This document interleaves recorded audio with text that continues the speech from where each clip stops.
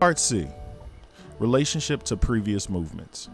As the reader will see, critical race theory builds on insights of two previous movements, critical legal studies and radical feminism, to both of which it owes a large debt.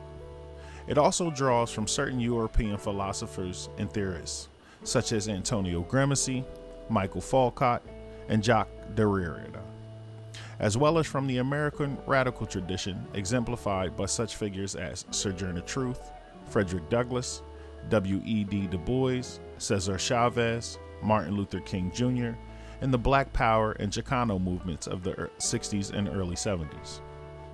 From critical legal studies, the group borrowed the idea of legal indeterminacy, the idea that not every legal case has one correct outcome. Instead, one can decide most cases either way by emphasizing one line of authority over another or interpreting one fact differently from the way one's adversary does.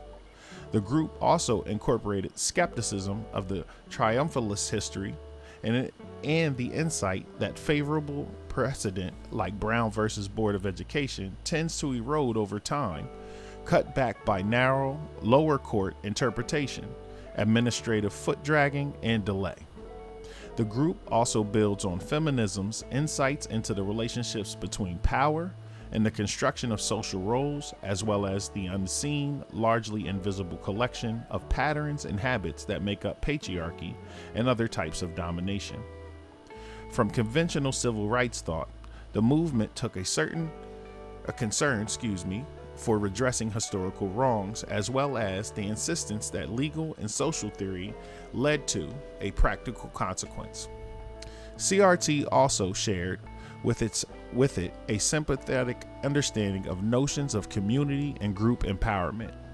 From ethnic studies, it took notions such as cultural nationalism, group cohesion, and the need to develop ideas and texts centered around each group and its situation. Part D. Principal figures. The late Derrick Bell, formerly at Harvard Law School but serving as visiting professor of law at New York University when he died in 2011, became the movement's intellectual father figure. Most famous for his interest convergence thesis, Bell authored many of CRT's foundational texts.